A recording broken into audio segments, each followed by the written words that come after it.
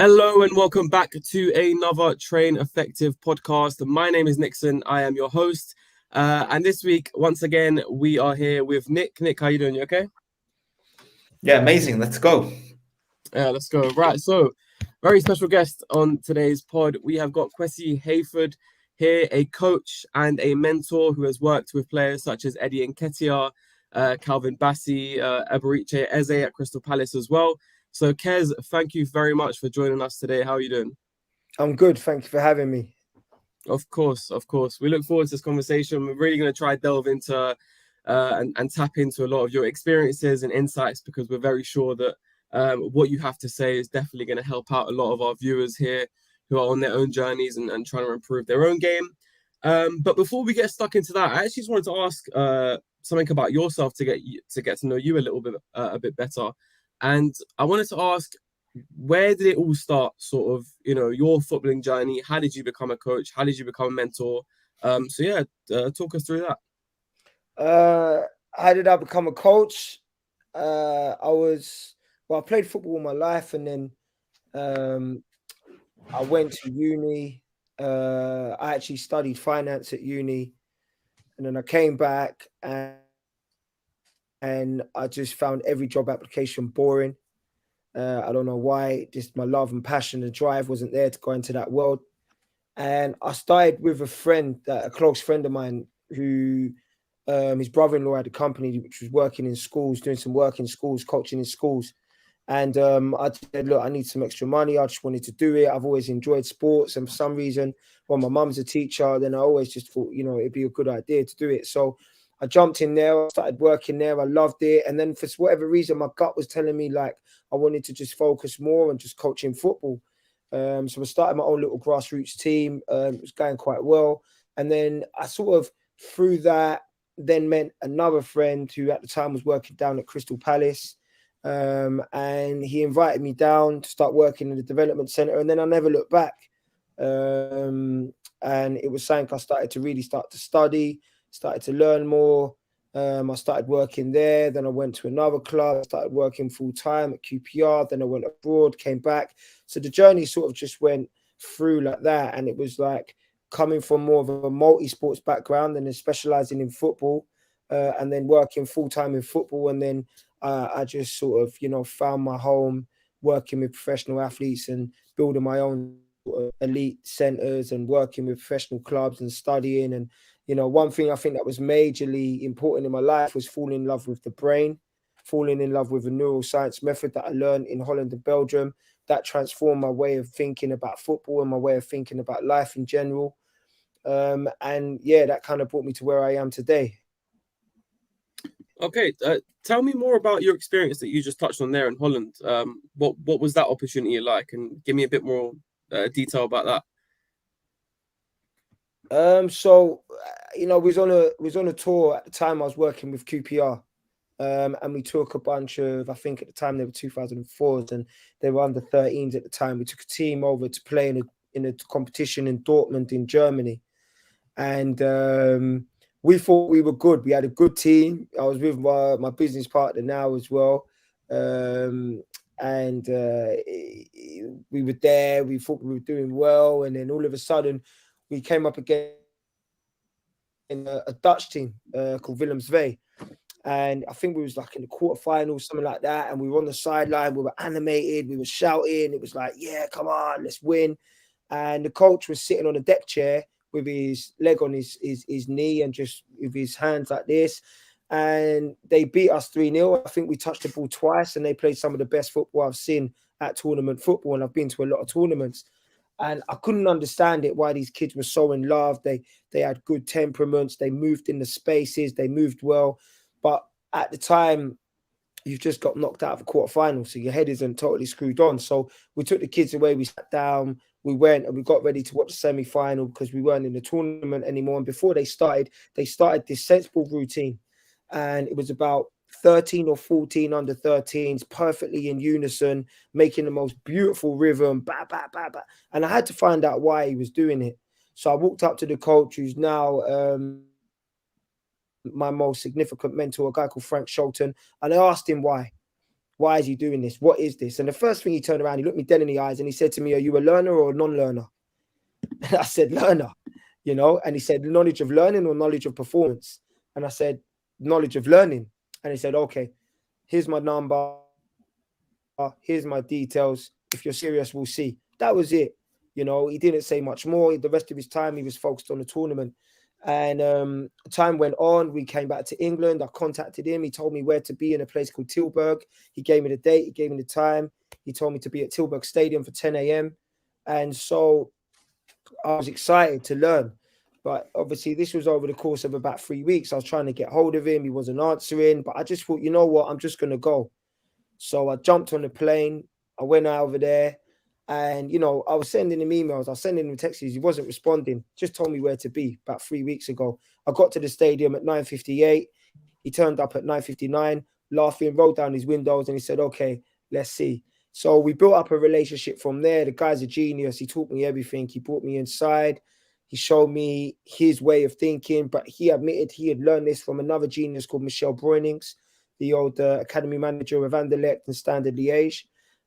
So I just started going back and forth, learning, tried to bring my methodology back into the UK, but it wasn't really working that way. We're quite a stubborn culture at times. I was still full-time at QPR, so it was difficult to balance my time as well. And then, you know, in the end, I just decided I'll make the jump and I'll just go and I'll try my luck over there and less experiences of my life. But then things didn't carry on with his trajectory there. He had some resistance to his ideas. And he went one way and I came back to the UK, and then I continued my strive to try and understand the underpinnings of brain-centered learning and try to obviously follow on those methods and bring it into my own style. And also I master that way of coaching as well. It's really cool to hear that in both those questions that I asked you, the first one, how you got started, well, actually, you didn't set out to do it. You studied finance at university, but you followed your passion. You followed something that you loved, and you took the opportunities that came, like you said, at Crystal Palace. And then the second one is obviously you were at the game in Holland, and you made the connection, and then there wasn't even an invite, but you took yourself down there to get involved and learn from him. So it's great to hear from both those stories that it wasn't necessarily planned out that way, but you went after it and you got there. And like I said, that's great to hear, and definitely very motivational for our listeners. And so I touched on at the beginning that you'd worked with the likes of Eddie and Nketiah, for example. Where in your journey did that come about? Same with Calvin Bassey and Eze. Where did that come about, and how was that? All three at different times. You know, Cal, Ed, and Ed, three of many players that I actively mentor and train at the professional level and sold Just Ball Performance. So people are coming into our lives at different stages. In particular with me, Calvin was a young man that I'd known since he was around 15 years old, 16 years old.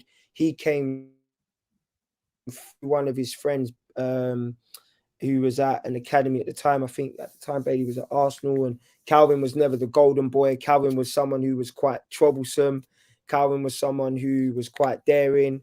He didn't care about image, but he wasn't always focused totally on what he was doing. But he had always come to me, and we'd always had like a good relationship. And, you know, he was always someone who, you know, when it boiled down to it, would work hard, but he had some issues at times with his emotions and with his focus and with his concentration. But he came to me through another player who I had met, I think, working at Stevenage at the time when we played against Spurs. And then we met, and then he brought a friend, and that's how Calvin came into my life. And then from then we continued to train, we continued to develop a relationship. With Ebbs I met at QPR years ago. Our first sort of meetings, he was in a completely different place to where he was now. He was still an under-23s player then. We weren't as close over the course. We came back into touch again through a player that I mentor. And, you know, it was really, we started really getting into the nitty-gritty at the start of the season when I watched him, and I said to him, look, like, there's a lot of things that we can help, and there's a lot of things that we need to change, and there's a lot of things that we need to grow. And then, you know, to Ibiri is a human being who has one of the best mentalities I've ever seen in an athlete. He's so humble, he's so hungry to learn. So our relationship blossomed quick, and it's something that we I think we both value a lot. And he's someone who's sort of come to me at the latter stages of career, but still at an important time, because I think timing is everything. With the mentality I had now, I'm not sure how much we would have connected when he was younger. We still connected on a personal level, but on a business level, it's definitely been the right time as he's sort of gone in towards the Premier League stages of his career. And Eddie again is part of sort of a circle of boys that I train and mentor. He's close friends with another one of our professional athletes, Jeremy Nketiah. And Eddie was also a close friend of one of the talent ID guys at Just Ball as well. Eddie came into me a few years back in an early morning session. And, probably one of the main sort of catalysts in our relationship is Eddie's dad. And he, again, is someone who we've developed a good relationship with over the last few seasons, and really got into some really real fine details of his game. And again, Eddie has a great mindset, and a very dedicated, as with all of our best athletes as well. Okay, nice. And so with Nketiah, would you say, at the time of meeting him, what would you say stood out about him, or did anything actually stand out about him, or was it more of a he had to work towards, he had to really graft, he had to really work hard to get to where he is now? With Eddie, what stands out with Eddie is his ability to, like, if you're talking just from a football sense, it's his ability to score goals or create problems for opposition in all different situations. I always say this to him, like, his ability to strike the ball wasn't always the cleanest, but he always had this aggressive intention to get shots off as quick as he can. He's unbelievable in the paint, like the way he makes the box. He's aggressive. His pace, his ability to dribble, and those kind of all-round attributes stood out to me, because I've trained many different athletes, and some athletes are just really good at one or two things, and some athletes are really just good at one thing, and that gets them. Eddie's got an ability to be good at a lot of things, especially for a number 9 who have got quite a select set of skills. And that stood out for me with Eddie, and that infused me to work with him a lot, because I saw this naturalness to score goals through his ability to be able to select different weapons when he's in the final third. And yeah, I think obviously he's proven that at the latter stages of last season and in the mid stages of this season. So a lot of his hard work, it has come to fruition, but he has also had to work hard on certain consciousness of his movement and certain aspects of his all-round game. His all-round game in terms of working hard for the team and being a winner and regulating his emotions and being focused on the pitch. I think they're the things that have made Eddie go to another level. His emotional regulation and his ability to help the team to win games and be more selfless. I mean, as a Man United fan, I can definitely vouch for that, because he hurt us at the Emirates with what was like a 92nd minute winner, and yeah, that was a painful watch. Yeah. But so talk me through a little bit about Eddie's his mentality. And I asked that as well because I remember a clip from the All or Nothing Arsenal documentary series where he's sitting at the table. I think it's with it was a new player, Nuno Tavares, and I think Tavares is basically complaining about how he's not starting and not playing, and Eddie looks at him and he just goes, "Do you think you're the only one that's not starting? Like, just get on with it, and just Yeah. keep up your work." And I remember that particular scene standing out to me, and I've seen it on social media ever since. So yeah, talk to me about his mentality and what he's been like then when you first met and what he's like now. Okay, well, to be honest, he's always professional and will never be a bad egg in terms of sulking or playing the victim or having bad relationships with staff members at Arsenal or anybody he works with on a professional level. But the raw facts are, at times, what Eddie needed to deal with was his emotional regulation through disappointment in terms of things like his body language. Sometimes he can be too laid back. Sometimes he can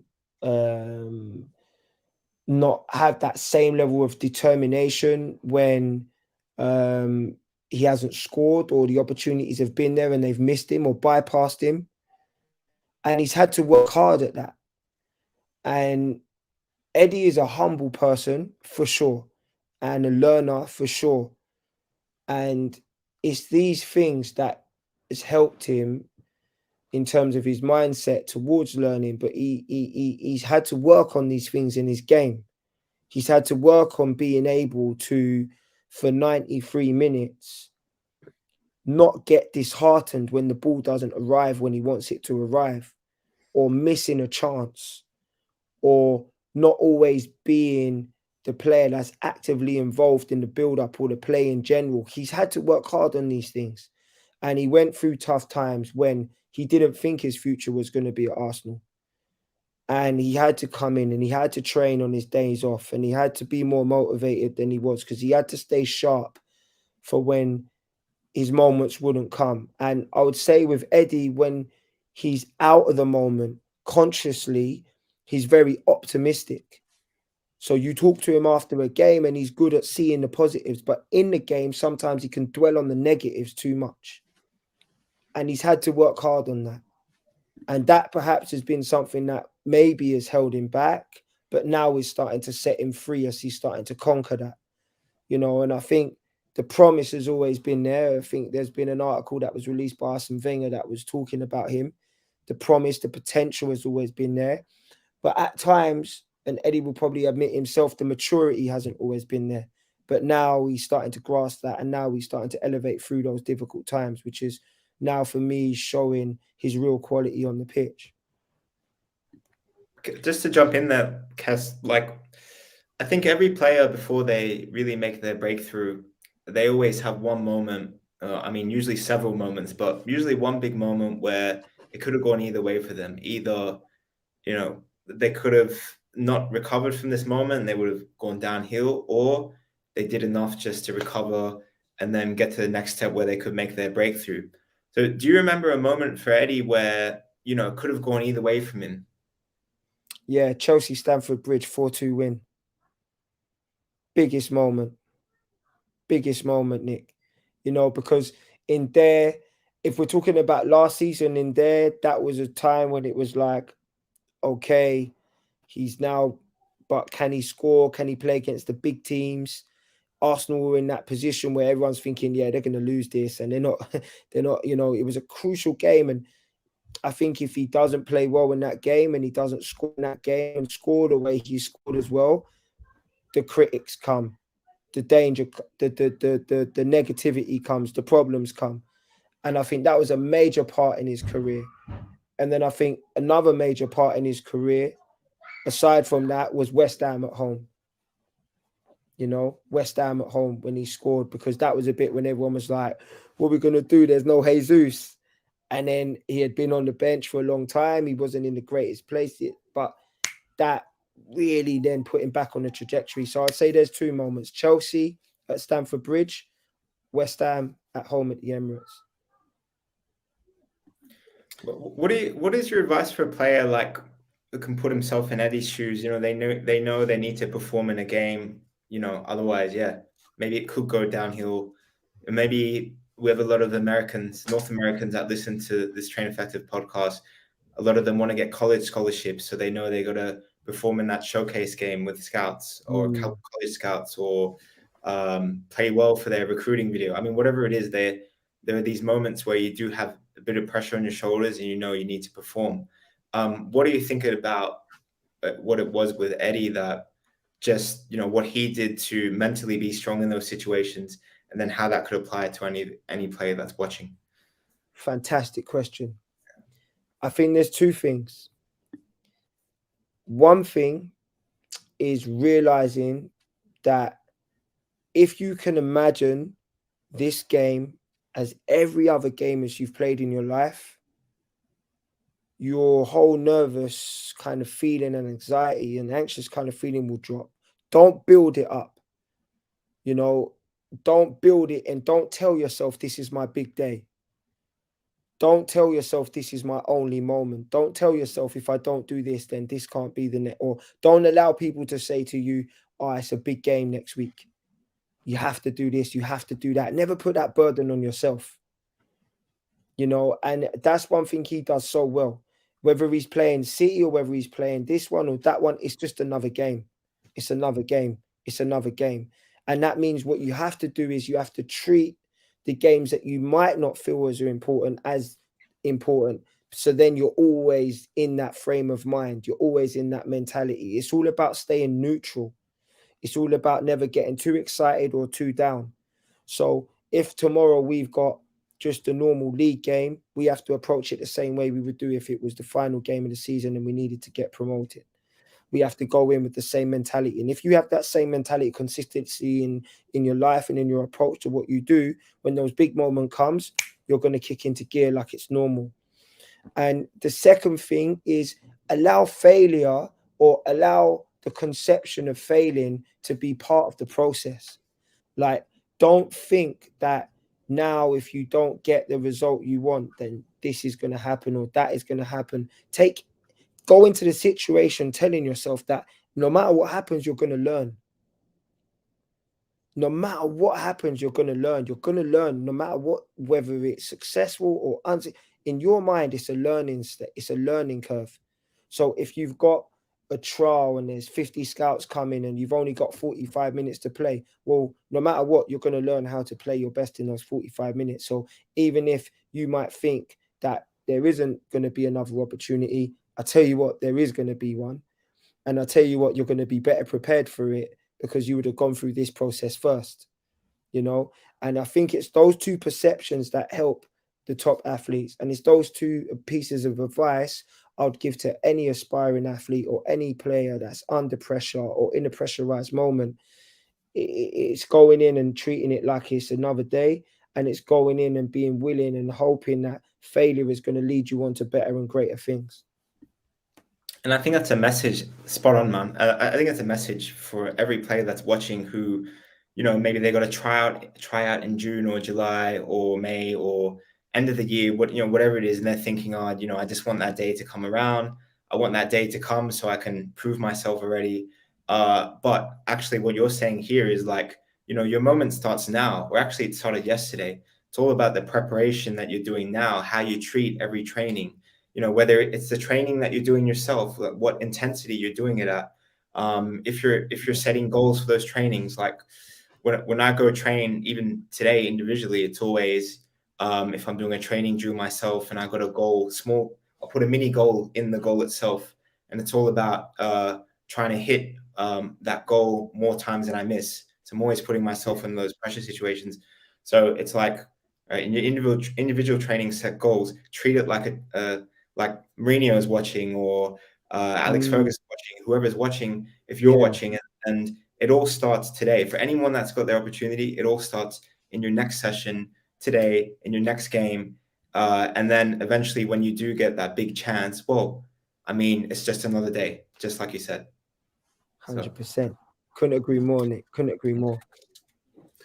And well, I wanted to ask a question. I think that what you both have just said, that touches into my next question as well. Now, this question is suited to Eddie, but realistically, it could be for anyone who is of a similar situation, right? So for someone like Eddie, he had, like you say, a good spell last year where he played a few games in a row. There was that 4-2 win against Chelsea where he played well. This season, similar sort of thing. Gabby Jesus gets injured. He comes in, plays well for a few games, but then someone like Trossard comes to the team, and now Trossard's keeping him out of the team a little bit, and he's now no longer starting every game. So what advice would you give him or any other player who is in a similar situation where they're in and out of a side, they're maybe a fringe player, if you like? So yeah, what advice would you give to a player who is in that kind of scenario? First things first is You need to be able to stay sharp. So you're going to have to do that extra training, those extra miles, those extra things you need to replicate what it would be like playing every week. Because there's no fitness like match fitness. And the way it turns around is like, okay, so let's picture, obviously he's injured now, but let's just say Eddie was, like you said, like last couple games, waiting to come on or waiting for his moment to come on because there's a new starting lineup and the team's winning. There's going to be a point where it's 0-0, where it's 1-1, where they're 2-1 down and it's tight and he needs to say, come on. Or there's going to be a cup game, or there's going to be another fixture where your moment comes again, where you're going to need to show and prove. You have to be fit. You have to be fit, because it's usually in those moments where tiredness or lack of sharpness keeps you on the bench. So if you're in a normal fixture regime, Monday, Tuesday, Wednesday, Thursday, Friday, Saturday game, and then Sunday's your recovery and Wednesday's your off day, Wednesday's no longer your off day. Sunday's no longer a recovery. So yeah, most clubs will say, all right, cool. Or if you're a non-league, whatever it is, the people that didn't play, you come in on a Sunday, you train. Or if you're at a different level and everybody's off on the Sunday, no, you're up. You need to train. You need to do something. And you need to replicate the intensity of what it would have been like to play for 90 minutes. And then if you're at a club and the rest of the players who aren't training, or sorry, who have been training, who didn't play in a match, they go in at 12 or they go in after an hour and a half or whatever the session is, stay out. Because the training session is not replicating the match. You need to stay out and you need to demand that you stay out and you need to do more repetition. Because when your moment comes, you have to be ready and you have to be fit enough to show that you're sharp enough to play. Because sometimes you'll come on 2-1 down, 1-0 down, 1-1, and it's a tight game. It's a tight game. So how are you going to be ready if you haven't done the extra work? So my first bit of advice is to do more. You have to, as soon as you're out of the team, you have to do more. And the worst thing you can do is get angry or get upset and do less. A lot of players, the manager's not picking me. I'm not bothering now. Yeah, he's violating me. Oh, he's out of order. He's picking him over me. I'm better than him. The manager's decision is nothing to do with you. Until you've been a manager, don't worry about the manager. Most players want to dictate what the manager does. It's nonsense. Sometimes you'll win and you'll be out the team. Let the manager pick who he's going to be, and don't straight away start pulling the manager when you're not playing or asking him why you're not playing. Let the team pan out, do your job and work hard and be prepared. And, another thing I'd say in this as well is you need to also build confidence in these times. So confidence is coming from clarity. Yeah. So what you need to do in these moments is you need to go back and you need to look at your game and you need to learn where you can improve, and then use that to then go and use that knowledge to go and do what you need to do in those extra sessions. Don't just run or run up a hill or go for a treadmill sprint. Like, do actually what you need to do to improve. So if maybe you missed a couple of clearances, go and work on your contacts. If maybe and your body and your mind, you start to build confidence because you start to feel that level of improvement. Because when you're out of the team, sometimes you drop in confidence and you drop in belief, and the last thing I would say, and obviously it depends on what level you're at, is don't listen to the critics. Don't be on Twitter, don't be on these social media platforms where people are paid for controversy, because this is a big mistake for professional footballers. And also it doesn't relate as much to amateur players, but I still think there is an element of that in your own peers. But when you've got comments saying that you're not good enough or you need to come off that platform. And it's even that when you're doing well, don't read into that either. Again, it's neutrality. Like, if you get too excited, you'll crash. If you get too low, you'll burn when you get up. So it's all about staying neutral. So those just a follow-up question. Yeah. Just a follow-up question on it. Like, with Train Effective, we have a lot of players that, you know, they're using the app, they're coming to the camps and they're on their journey, right? And that journey is going up like this, but they're making these little steps along the journey, and they're challenging themselves. Oh, that's what we try and do. We try and push them to challenge themselves, you know, try and play at a high level and just challenge, push. But every step that they take, a lot of times they might be joining a new team. Maybe the new team is a higher speed of play, new players, things like that. And we do get this question a lot about, how do I get off the bench now? How do I get back in the squad? Just like with the question you've answered. But just, are there some common things that you do see from players when they make that step up that commonly they just don't adapt, and they're just common things that could apply to a lot of players listening? 100%, Nick. The first one is feeling. So you go in and you feel this buzz. You're at a new team. You picture in your head, I'm going to be the great, I'm going to be the guy everyone talks about. And then you don't play, or you don't play as well. Or then that bubble gets burst and it pops and you go boom. And then when you go down, the work rate drops as well. So it's like you have to, and the most common thing is your expectations. You have to go in with no expectations, and you have to respect you're going into a system that's already been functioning without you. Most players want to go in, and you know, Nick, it's interesting because when you're the new guy, people make a fuss. So you get that little bit of a fuss, but then all of a sudden you're just back in again as one of the ranks, but you still want people to make a fuss about you. And you've got to get rid of that. And that is the most common mistake. You have to get rid of that and take away expectations and really be a reader of the room. And the ones who fail are the ones who, or not fail, but the ones who maybe don't hit the ground running and go in are the ones who expect all these things to happen and expect it to be brilliant and expect it to go the way they want. And when it doesn't, they drop their work rate. And the ones who end up, for me, fitting in and adapting are the ones who don't go in with an expectation, but are just happy. They get to know people, and then they outwork people. And they surround themselves in an environment that is one of, okay, I'm here to respect what's happening already, but I'm also here to prove myself, but I'm going to prove myself through work rate and humility, you know? And I think this is the defining thing. Like when you go in and you think everything's going to go easy, you suddenly plummet. Go in expecting nothing. Just be happy that you're in a new environment and learn about it first. Read the room first. But most importantly, improve your work rate. Your work rate has to go up. Yeah, that is the most important thing, because you're going to be now in a different demand bracket, and you have to meet that demand bracket. You can't do what you did before and expect it to survive where you are now.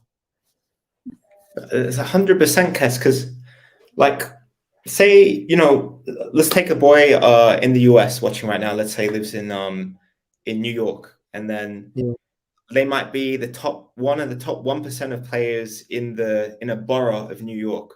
So say in Queens, New York, they're like the top 1%, one of the best in Queens. And then they get selected for the regional New York team. So now you're competing against the top 1% of the 1%. And then from there, maybe it's the whole East Coast of America, and then it's the 1% and the 1% there. And then it's the 1% and 1% of America. And then who knows, maybe you go apply a trade abroad and you're the top 1%. So there's always new levels, new pools you go into, and you see in every level that you progress through that there's a different work rate, different demands expected, different speed, different way of communicating, just different expectations. And you're exactly right. The players that go in with this mindset of, I'm going to learn, I'm going to improve, I'm also going to work the hardest, but I've got no expectations other than to soak everything up like a sponge. I remember Rio Ferdinand, I think he said this on our mentality course in the app. he said that he'd come in, I think it was in a World Cup or Euro squad early in the year, and he just, I don't think he played much, but I remember him saying he'd just go into the room where they're eating and just observe Alan Shearer, some of these top players, just see what they do like off the field, just how they'd act, but on the field obviously as well, and just how they conduct themselves. So when it came to the next Euro, the next major country tournament, he already knew, okay, this is what I learned at the other tournament. This is what I'm going to apply. This is how I'm going to get better and better, until he became a legend, obviously. But that's 100%. Yeah, I love that story. Yeah. It's interesting about you saying about Rio Ferdinand there, about seeing the mannerisms of players, and I want to ask you this question because I asked Simon O'Neill, train effective coach, this question as well, and his answer to this I found quite interesting. So I'll ask you as well. Before you even watch a set of players get on the pitch, before they even lace their boots, is there anything that you look out for in their mannerisms, in the way they carry themselves, in the way they speak to you? Is there anything before they even get on the pitch that stands out for you or puts you off a particular player? Yeah, for sure. I look, first of all, I think at just, I wouldn't say like general appearance, but like literally, are they there because, they're like, how confident are they moving? Like, is their head up? Are their shoulders slouched? Are they greeting people that they don't know? Are they like, so for instance, you can have some players, they come in, they don't talk to anyone. You can have some players, they come in and they shake everyone's hands, they greet people, they acknowledge people. I gravitate to the second one because my mindset straight away is I want to try and read the person's intentions for being there. I know everybody's there to play football, but how many people acknowledge that they need the other people around them in order to be great or be good or even play? And it's like understanding if that person has that awareness straight away kind of tries to tell me what type of person that is, because what I like to read into is a lot of how players are thinking about the bigger picture, because that's what football is. If I'm playing with Nick and Nick passes and and he passes is underweight and it's the wrong weight that I was looking for at the time, am I still going to run for him? If he steps out and he goes to press the centre back, am I still going to press with him? Am I with him and is he with me? Or am I just there because when Nick makes a bad pass, I want to make Nick look bad? I want him to feel a certain that because I'm the man, I'm the guy, I'm the one that... These kind of things I believe in a lot because I believe in the best players. They're very aware of other people. They're very aware of the society that they're in terms of the football changing room and pitch, no matter what level you're at. And sometimes you get it wrong. Sometimes it's nerves. Sometimes it's a lack of confidence. And when you get to know them, they open up and they're different people than you thought they were. But the first thing I read is how aware are they of the environment that they're in? And how respectful are they of the environment that they're in? This is a major thing for me. An interesting thing is I always leave balls in the bag before we start training. And what I do is I'll ask the players to get the ball or balls out of the bag. And what I see is two differences. Sometimes a player will get one ball out and start warming up himself or herself. And then some players will get all of the balls out so everybody can get them and play with them when they need to, and then go off and warm up himself. And I look at that a lot. I don't know why. I look at whether a player picks up cones after sessions or, has that awareness. These things are key because, this is telling me subconsciously. I don't care consciously. I want to know your subconscious. Subconsciously, what person am I in front of at the moment? So yeah, definitely the awareness of the surroundings is the thing that I look for the most.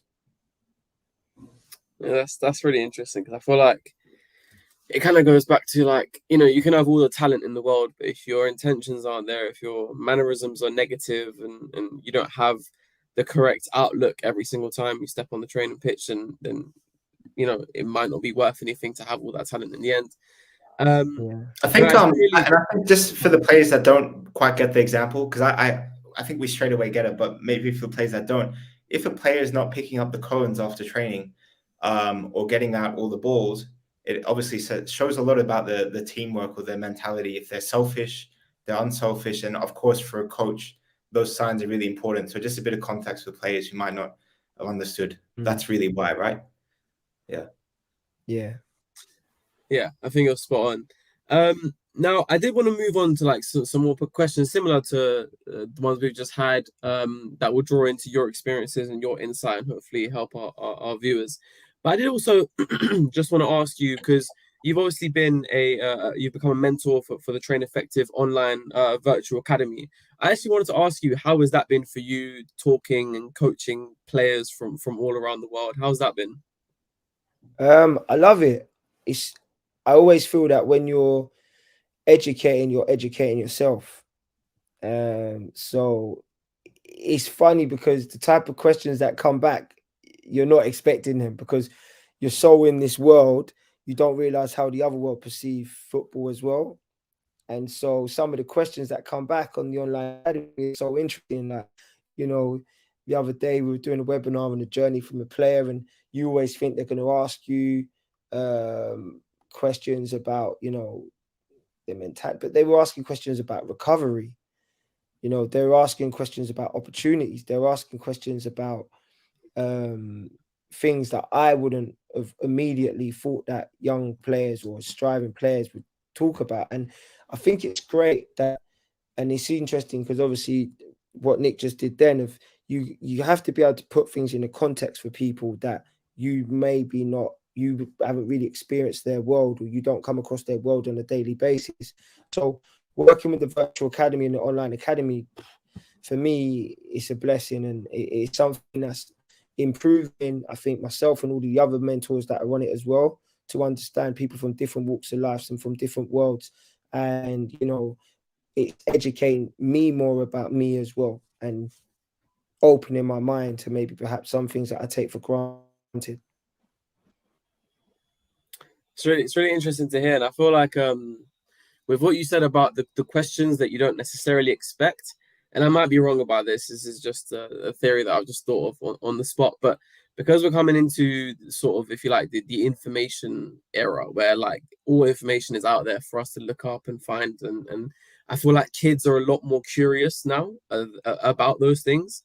About the recovery, about the nutrition, and everything else that comes with football apart from just playing it. And so going on as well, I wanted to ask, with the way you put it, I'd never thought about it that way. But when a player isn't playing, their schedules are different, their recovery times are different, and so they don't have the match fitness that a regular player has. In that scenario, how would you advise a player to stay at the same level of fitness that a player has if they are playing week in, week out? Okay, so it's not as basic as just running, because that isn't going to condition the muscles for the impacts. So what I would say is like, let's say for instance, you're a centre midfielder. Go onto the pitch and ping or do long range passing, do receiving in between the lines, do striking on the edge of the box, do your flick-ons, do your heading, do your receiving if you have got someone with you under pressure. Like, try and like replicate the type of movements you would do in the match. Don't just run, because what you're then doing is you're getting your central nervous system ready for that. You're never going to replicate it identically.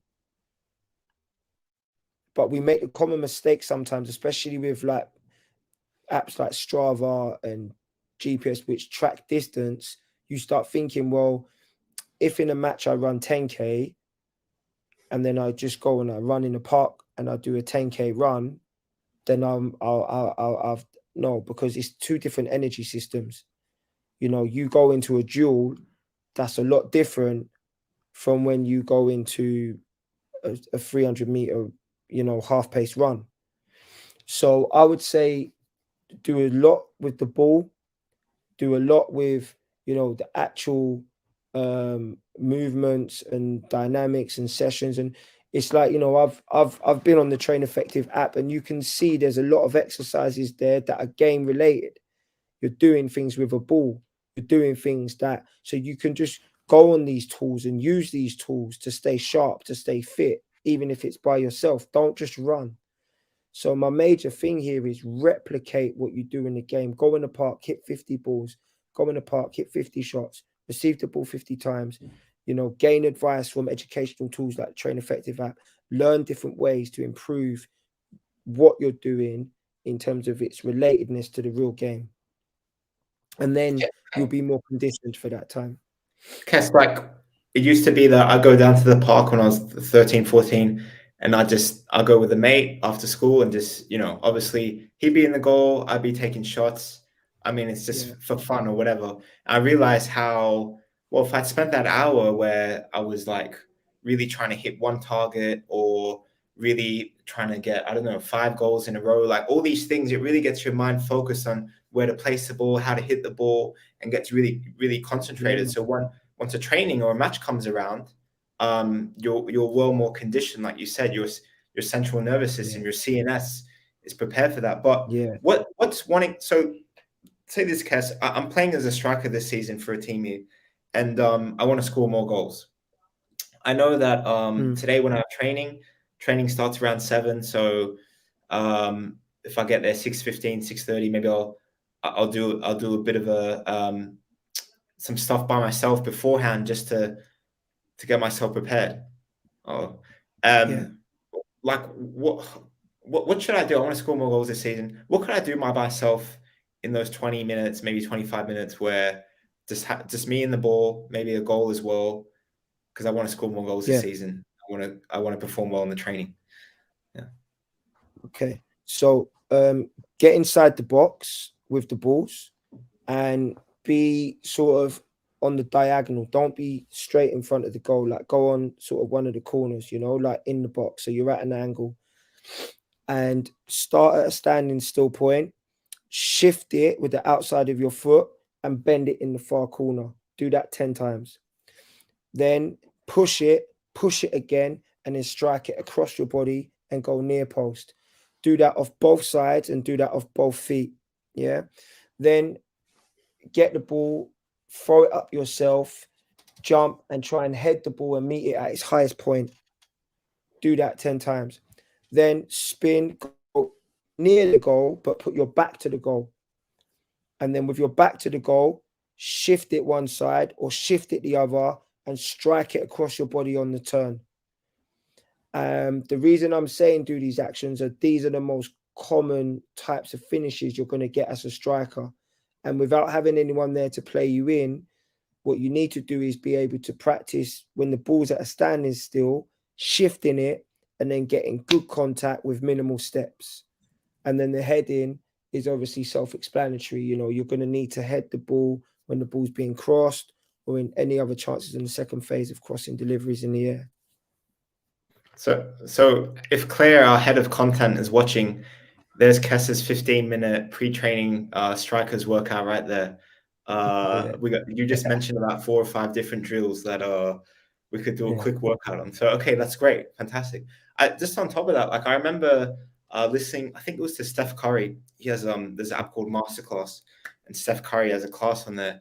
And I remember listening to it, and he would say that like when he starts a training, he'll do the really simple things first. Like instead of hitting 3 points from the 3-point line, he'll do simple free throws and just try to get 10 in a row. Do the simple things first, and then he'll take a step backwards, hit more shots. Then he gets to the 3-point line, does more shots. And I think that's I was just thinking about it now. Like that's a great way to build your confidence. So maybe it's taking those 10 shots to the far corner and to the other corner, but from a closer range first, and then stepping back, just so you build that confidence, you build that technique. Maybe that's also a tip for players out there watching. Yeah, for sure. And even if you can put a target in the goal, you know, a cone, something to give you feedback, will be good for your learning. Guys, I can't tell you how fun it is for the guys that are out there training today or this week by yourself. Look, don't look at it as like this thing that you have to do that's boring. Man, I've been training by myself for like 10, 15 years. Well, like 15 years. And every time I find ways to try and make it more fun. Like just a simple act of putting a target in the goal or one of those mini goals in the goal, or just putting a cone 1 meter away from the post and just trying to hit that with power and accuracy every time. Guys, it is fun. I'm telling you, it's like playing a game with yourself. Like if you got 10 strikes and you miss 4, but you get in 6, then you count that as a pass. But if you miss 6 and you only get in 4, then maybe you got yourself 10 push-ups or 20 push-ups. If you treat it as a game, guys, it's fun. It might sound crazy, but seriously, once you start doing it, it's just like what Kes says. Maybe you drop to the bench, maybe you don't have a good game, but if you have fun in these trainings, if you work hard and you focus, that is the goal. That's the fun part. Yeah. And then the goals that you score later and the good performance you have later, which is a result of that, it's almost like it's like a bonus. And if you have that mentality, guys, it's so fun, and that's what creates a longevity in the game. It's not that you're just motivated to train for a couple of weeks or a couple of months, but for years, and you treat it as a habit, and you love that, and then you start loving the stuff that you do before training on the days that you don't have training and the extras, and you just continue with that. So fun. Sorry to go on that rant, but it had to be said. It had to be said. Your enthusiasm, Nick. I love it. I love it. You know what, as well, I have to say, like you said there, like, oh, I know it might sound crazy, but to be honest, I don't think it does sound crazy. I think for most of us, like, we play because we love the game, and if you love the game, then you love doing anything football related. Go on, Nick. I'll tell you why it's crazy. Like, I posted a TikTok. It was like a year and a half ago, and the TikTok is me. You can find this out there. We could probably link it in the comments or something. But basically, like, I got my back to the goal. It's a similar exercise to what you said, Kes. Got my back to the goal, and I pretend there's a player out in front, and I like got my hand up or my hand back, like shielding him, and then I'd be like, what's it? Say, Bobby, pass me the ball, and I'm just trying to make it match like. So I'm just shouting, but I remember that day feeling a bit tired, a bit lethargic. It was Sunday morning, and I was like, oh, I got to wake up. I'm just going to shout. I'm going to pretend it's a match situation so I can focus, get in the zone, and bang goals into this mini goal. And guys, like that's the whole thing of the TikTok. Yeah, it might be a bit crazy, but hey, it woke me up. It got me in the mood, and it created good content. So nice. No, and I think as well, like it's we have to highlight the importance of individual training as well. We actually we came across a picture of Martin Odegaard's weekly schedule as a 13-year-old that he had written down, or him and his parents had written down for him. And the schedule was crazy. There's 24 hours of training in a week as a 13-year-old. But what I found really interesting was that he was doing more individual training than his team was training. And so I think that's the perfect example for just how important individual training is. It's like Son's dad. Just another example, because Son Min fans out there, like his dad was training him, like to do what, like 4 hours of juggling a day, like something crazy like that. Yeah, but you got to do that if you're going to stand out, and especially if you're going to come from Asia. I think first European place he went to was Germany, and like, you know, in general, German players in the system is just better than the ones in Korea. So he's got to really come in and outwork everyone and do all this other stuff. So his dad had the right mindset for him, definitely. Yeah. Spot on.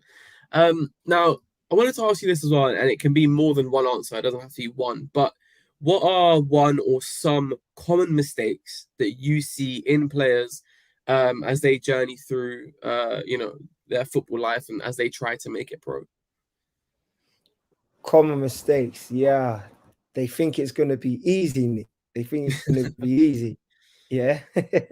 That's number one, is the biggest mistake. They think it's just one straight road and no one's gonna have anything like bad to say about them, or it's all gonna be justice.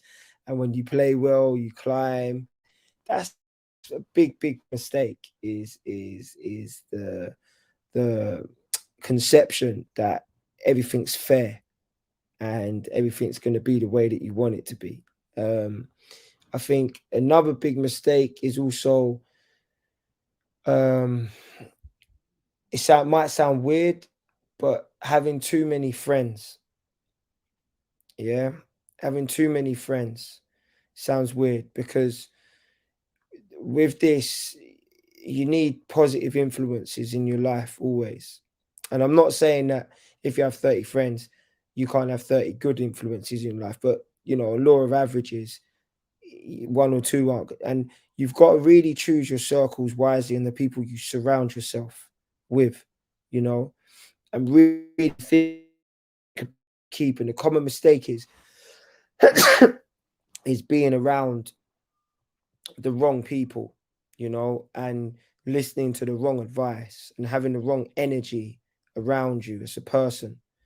I'd say another mistake is just not working as regularly enough, like not enjoying it and not putting enough love into what you're doing, just kind of doing the bare minimum and expecting that to get you through, and not being open and listening to things that people are advising you to do. Listening is one of the greatest skills of a human being, and it's heavily undervalued. You have to be able to listen when people are telling you that you need to do more, and then go and do more. And a lot of people undertrain in football. If you was a martial artist, you would train a lot more. But why can't we as footballers train like martial artists? So I feel like those three things are major problems. It's expectancy, it's company, and it's frequency. And going off that, and it might be a little bit similar, but also, what are then some of the common like mental hurdles that some players have to get over throughout their journeys? Not playing is the biggest hurdle. Yeah, not playing. To be a professional footballer, or to be a footballer of any capacity, you have to learn how not to play. And it goes back to what we were saying before. You have to be prepared when your moment comes. How do you do that? Because we talk like this now, it's very difficult. If you think you deserve to play and you're not playing, how you cope with that will define your destiny.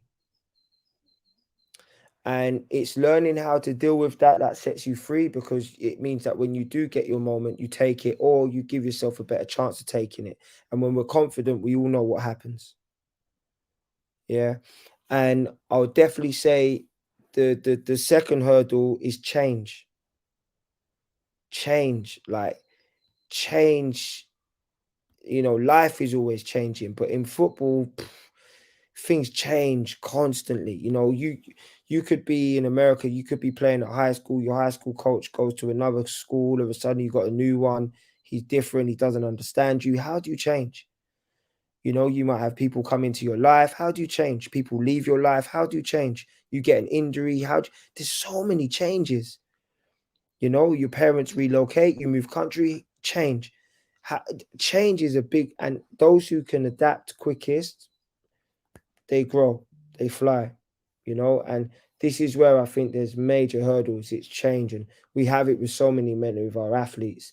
Their changes so often, and how they adapt to those changes. And even just to change from being a youth player to a men's player, going from youth football to first team football, this is one of the most difficult obstacles in England, because the style changes, the manager changes, the emotions change, the demands change, and how you would change. It's everything. I couldn't emphasize it any more than that. So yeah, I think those are the two hurdles: not playing and change. Is the key. But on that same point, like if you love what you do so much, if you love something so much, like things are going to change for you every day with school, work, relationships, people in your life. But the thing with when you play football, when you do a sport, that never changes. The feeling of playing, you know, Yeah. I'm fortunate enough, you know, we also do this with the camps. We had like 330 players last year that came to the camps in London and the US. And I've gone to many of these to meet the players, and everyone's the same. Like, people talk differently, people have different skill levels and whatnot, but everyone at the end of the day is really the same. Like, when you play football, you all love this one thing together, everyone's really the same, man. And as long as you have that in your life and you play it every day, you do the training every day, that doesn't really change. And if you have that constant in your life, I think that can bring a lot of satisfaction, a lot of happiness, and a lot of something that you can just lean on, despite whatever positive or negatives that you have in your life that go on every day. So just a message to the players out there listening: if you're thinking of quitting because times get too hard when you play or whatnot, just remember why you started the game. Remember why you fell in love with it in the first place, and keep that going until your legs can't move anymore. Hopefully. So true. So true. I think that's such a good point. Is love, man, love, and enjoyment gets you through everything. It's the common ground for all players, huh? No pun intended. But so another question I wanted to ask was, let's just say, and you mentioned it with change. Let's just say a player has been injured, right? They are going to be sidelined for 6 months. And so what advice would you give that individual throughout the recovery process, as well as when it gets to the time of playing again when they're not quite up to speed? And, you know, how is someone supposed to, or like, how can they stay positive and remain happy throughout the time where the thing they love most is taken away from them for such a prolonged amount of time? Yeah, it's an interesting question. And it will change from individual to individual. But I'd say that the most important thing that you have to realize is, you know, opportunity, and looking at what opportunity you do have when you're injured. Because the whole point of rehabilitation when you're injured is to come back stronger. So it's your opportunity to pause, it's your opportunity to reflect, and it's your opportunity to build and come back stronger and, you know, more focused and more open. And you have to really try and tap into that optimism, but there'll be different ways, you know. Sometimes you just have to switch off and then choose the moment when you switch back on, you know, because sometimes if you're just sitting there and you're thinking and thinking and thinking, it can drive you a bit crazy. So sometimes you've just got to switch off. But when you do start to come back into the fold, you need to see this as an opportunity, and you also need to understand and recognize that there isn't anything you could do about it. It's happened. So now you need to focus on now, and it has also happened for a reason. You know, I think injury and dealing with injuries has been one of the biggest learning curves for me as a mentor. One of the biggest learning curves. I see I'm going through it now with Eddie. He's injured. He got injured in the last 15 seconds at home against Leicester when they were 4-0 up. You know? So you think, like, you know, like you just said, like there's been a little bit of volatility with starting, you get back in, you know, you come off the bench, last 20 minutes, I think it was, I think it came on in 74 minutes, you get a good assist, you're winning 4-0, home time, on to the next one, bang, injury, sprained ligament, out 4 weeks. So you need to switch off for a week. Let's just forget it's happened. Then as you start to understand the significance of the injury, you deal with whatever the news is. And then as you start to get closer, you then see it as an opportunity to come back stronger and hungrier and more focused. But it's a process. And I didn't understand how important that process was until working with some of these guys, because there's so much out of your control when you're injured. You know, you don't have good form, you can train, or you can do other means or processes to help you regain form. Playing well, happy days. You just keep working as hard as you possibly can. You're at the team, okay, work hard to get back in the team. You're injured, there's the lack of control there. So you have to then put those mechanisms in place to try and help you mentally to get back into a happy place. And most of that is about recognizing the opportunity with the time that you're out of the game. And I'd also say, like, learn about the injury. That's something that's helped me a lot. Learn about the injury. So when some of our athletes are getting injured, I'm going to the appointments with them. I'm going to the scans. I'm telling them to send me the scans. Then I'm talking to them about the injury. I'm talking to them about, most recently, one of our athletes, he had a tear in his hamstring. But instead of the tear being this way, the tear was this way. Don't know if you can see it. So his muscle tore like that. So we then started to learn about the difference between the muscle tear being here compared to the muscle tear being here, you see, and learning how the muscle tearing like this stopped him from having surgery, but then also understanding that rehabilitation process was different, and that this was also then going to have implications on other parts of his body. So we needed to get his own person, and all of that time we spent learning about it, the rehabilitation process became more enjoyable. You've got to learn why you're injured. Why are you injured? What's happening with your body? Because your body's going to compensate somewhere else. We need to manage that as well. And we're fortunate because we have some of the best injury specialists, I believe, in the industry, an organization called Touch Tweener, who really educate our athletes and really teach them about the rehabilitation process. A guy called Errol Lynch and Mariana, and they have helped and saved so many of our athletes' careers, and also helped them come back with more focused and more positive minds and stop the reoccurrence of injuries as well, which I think is fantastic. It's interesting how you say about throughout the process of them learning about the injury, it goes quicker. And I guess it's because it's a little side hobby that they've picked up throughout the process. And we spoke to Sahil a month ago now, and he plays out in Dubai, and he really put a big importance on having outside hobbies and having that ability to every now and then switch off from the game. And it's interesting that what you said sort of goes on the similar lines there. Did Eddie have a conversation with you at all after he picked up the injury? Was there any communication there between you two after that injury? Yeah, I messaged him. He messaged me back. I said to him, chill out for a couple of days. I'll shout you soon. He sent me back a spud. I left him. And then I called him about 5 days after. Obviously, I wanted to know the extent of the injury. Arsenal are fantastic with these things. Like, we got a scan straight away. He saw a specialist straight away. We knew he didn't need surgery. And then, 4 days later, we're kind of already talking on a positive note about it.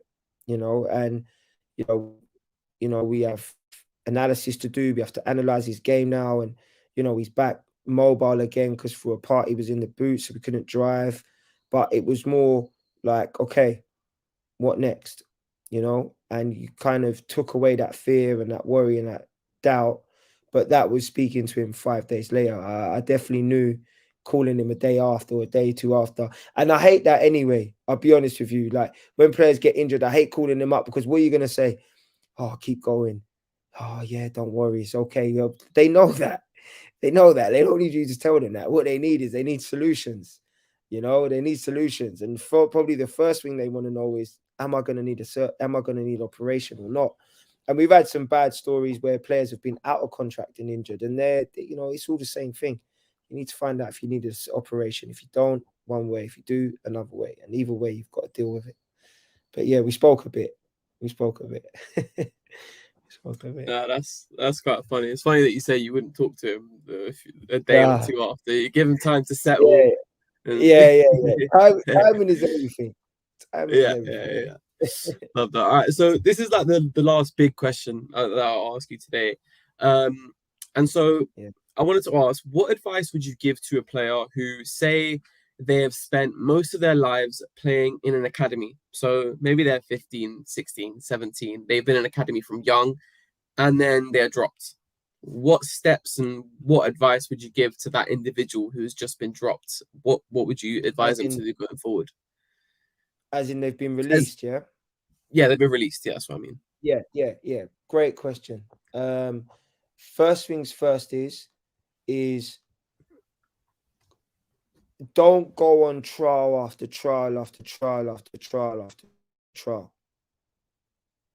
Yeah, don't come out of a club and then go, right, I need to go and get signed again. Because one, you could be successful, but you're going straight back into the same environment that you just came out of, and it's the same thing. You know, no disrespect to academies, but they're all pretty much the same. Two, if you keep getting rejection, you're going to fall out of love with what you do, and you're going to start questioning what you do. Don't expose yourself to that. There's no need to do that quickly. So the best thing is come out and just for a bit, play for fun. Just enjoy. Don't have this mindset of my time is running out. It is the biggest mistake in the world, man. Oh, I've been released. I'm 17 years old. I'm never going to play professional footballer. You're crazy. Of course you are. Oh, I've come out of Chelsea Academy. Like no one's going to. Oh, I've come out of AFC Wimbledon. No one's going to think I'm good. Listen, some of our best athletes have been released at 18, 19 years old. So don't start having this mindset of time. Don't put a time limit on your life. Just come out, pause, and reconnect with why you love the game. Go and train in the park. Go and train with your friends. Go and play a bit. Don't have all of this pressure on yourself. And then when you feel comfortable and you feel like you can face rejection or you feel like you can face success, then try and find a home again or find an academy again. But go in with an intention.